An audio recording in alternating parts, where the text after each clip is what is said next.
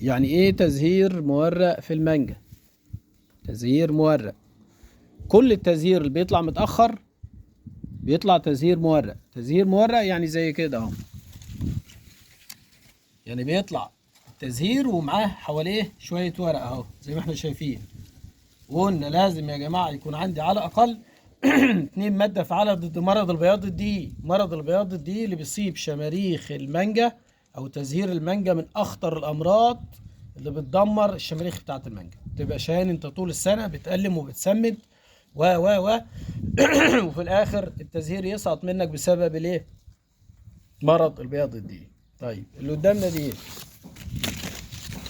أهي دي إصابة تريبس. الورق دايما المجعد، الورقة الطبيعية بتبقى كده اهي، دي ورقة طبيعية، دي ورقة طبيعية ما يبقاش فيها تجعيد، دي ورقة طبيعية اهي. خلاص اهي، نمسح الورق ده، حشرات قشرية لا، تراب. ادي الورقة الطبيعية اهي. اي ورقة تلاقيها بالطريقة دي فيها الكرمشة دي تعرف ان عندك مشكلة. طبعا ده اكل حشرات قاردة اللي هي بتاكل ورق، والتجاعيد دي كلها تبقى حشرات صاقبة مصة زي التريبس والجسد. التريبس والجسد. طب الحاجة الأخيرة اللي الكل بيغلط فيها هنعملها لكم كده سريعا. ده يا باشمهندس محمد، فين؟ ده الاصفر ده هي دي الحشرات القشرية اهي، صورناها كتير على الجروبات وعملنا دي الحشرات القشرية يا جماعة. البيضة دي اهي، نقلب الورق اهو، كل ده الحشرات اللي القشرية من أخطر الحشرات الصاقبة المصة اللي بتمص العصارة. بيمص العصارة، فمكان المص العصارة بيتحول للون الايه؟ الأصفر. طيب لو أنا عندي تزهير بالطريقة دي،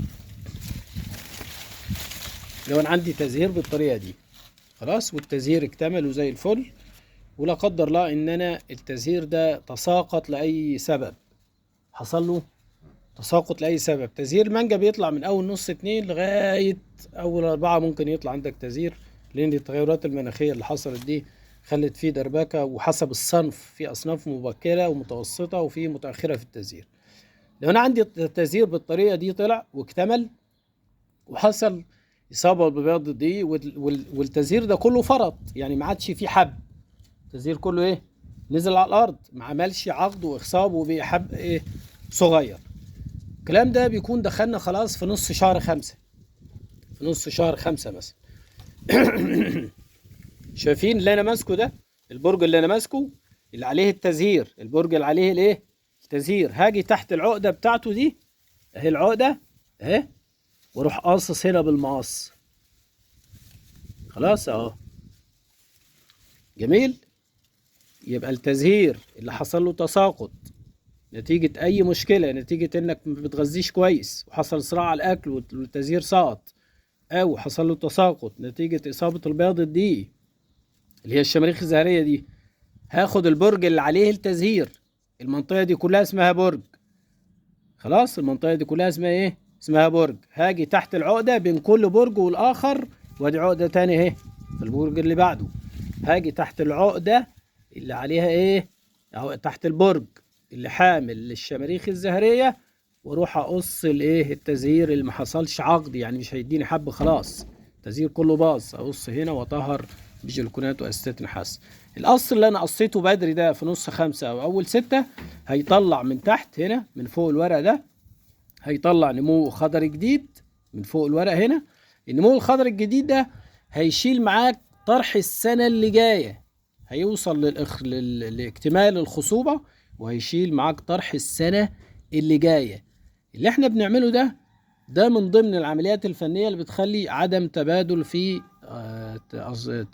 عدم تبادل في الحمل في الإثمار. الكل بيشتكي إن المانجا بتطرح سنة وتريح سنة، ده الأسباب كتيرة، منها التغيرات المناخية، ومنها قلة الأكل اللي أنت بتديه للشجرة، ومنها عدم التأليم المنتظم. المانجا بتتألم 3 مرات في السنة، مرة في شهر 1 بفتح قلب الشجرة من جوه واشيل أي كعوب أو أي نواشف، مرة في شهر 5 في نص 5 وأول 6 بشيل التزهير اللي تساقط وما حصلش عقد وخصاب فيه من تحت العقدة اللي عليها برج التزهير. جميل. على كل الشجرة لو حصل معايا ده باخد كل الشجرة بالطريقة دي.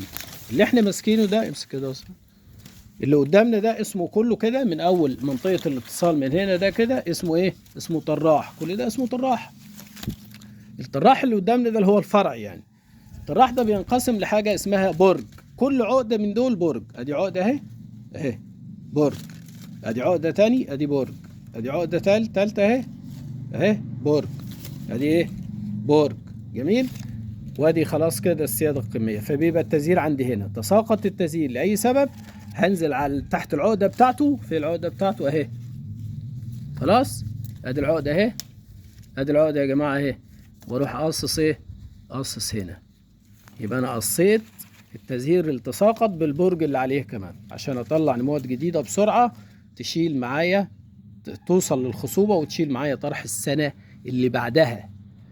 جميل. ده بيحد من تبادل الحمل في المانجا، يعني بيخلي ما عنديش المانجا تريح سنة وايه وتطرح سنة. ده طبعا مع التغذية الجيدة والانتظام في التغذية.